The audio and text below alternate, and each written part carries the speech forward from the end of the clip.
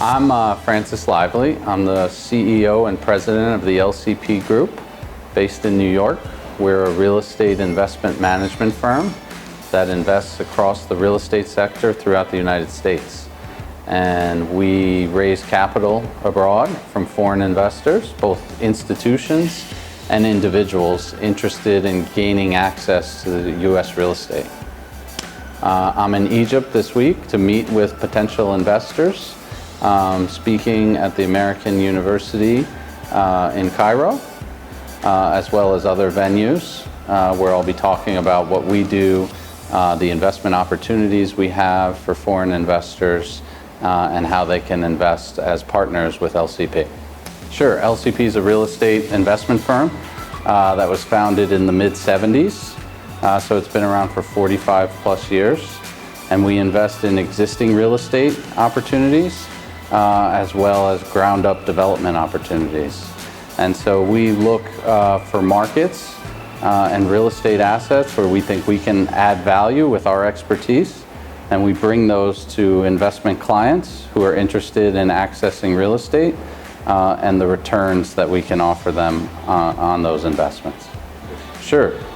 We have investors in Saudi Arabia, in Egypt, and elsewhere in the Middle East. We're also targeting institutional investment firms in the UAE and Abu Dhabi in particular, as well as Oman. And what we're trying to do is we offer access to real estate for investors that want to have an allocation of real estate in their investment portfolio.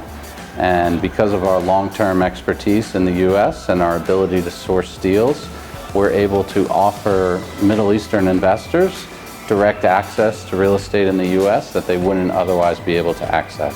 LCP is involved both as a investor with institutions and with individuals. On the individual side, we offer investors the opportunity to obtain a U.S. visa.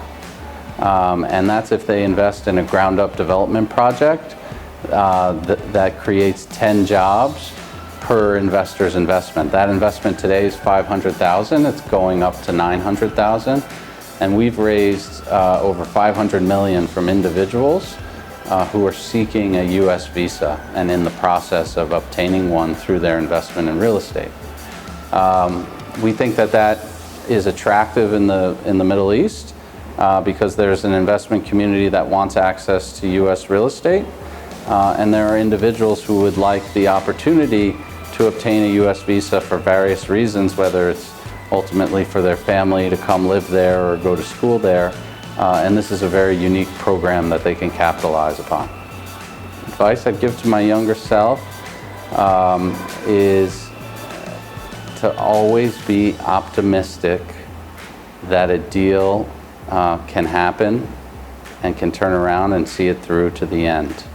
I think when you're young, you can be very fatalistic about some of the downs of a transaction as opposed to just the ups and downs. And I think over time and through experience and living through ups and downs of transactions, you see that persistence can really come through and keep a deal alive. Achievement I'm proud of the most are my two kids, on the personal side for sure. On career, I'm very proud of what we've done at LCP. We've created a new business as an investment manager, although we've been around for a long time. It's only in the past 5 years that the founder, Robert Roskin, and I partnered to start new investments. We've created a lot of opportunities for our investors, as well as a great culture and company for the employees that work there. And we continue to grow, and that's very satisfying. Sure, I think there's a lot of opportunities in the United States for Egyptians, and that will help to enhance the relationship between both countries. The real estate opportunities are there. It's really a process of developing relationships and trust. And that's why any foreign investor investing into another country needs a local partner with whom they can develop that relationship. And that's what we offer at LCP. In terms of challenges and obstacles that we face with dealing with clients in the Middle East, it takes some time to develop trust both in the relationship and an understanding of the asset. For anybody investing thousands of miles away, you're going to do a much longer process in terms of due diligence and getting comfortable with the investment. And things move very fast in the United States, so sometimes that length of time isn't there to capitalize on an opportunity. But once you develop the relationship and you do some investments together, it starts to flow much more smoothly.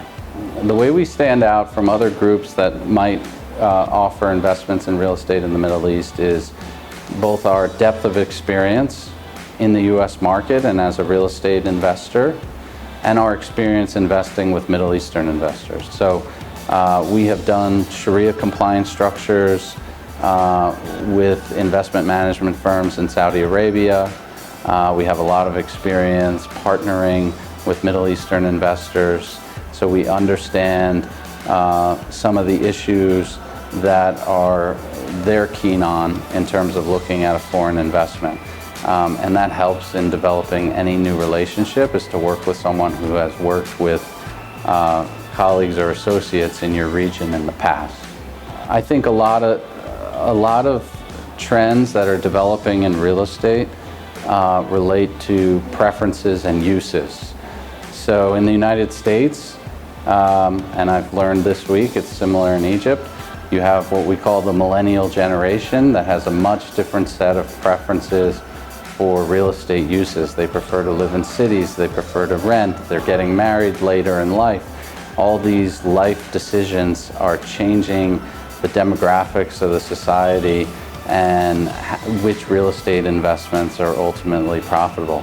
I also think technology is going to have a massive impact on real estate. It takes a little longer to feel that impact, but it will start to happen, especially in blockchain technology, etc. So I think there's a lot of opportunity. The one thing that will remain the same, and it has historically, and I think it will continue to in the future, is real estate is a tremendous long-term investment. And for the Middle Eastern investor that's looking for long-term yield and safety in their investment, there's really no better asset class than U.S. real estate on a historical basis.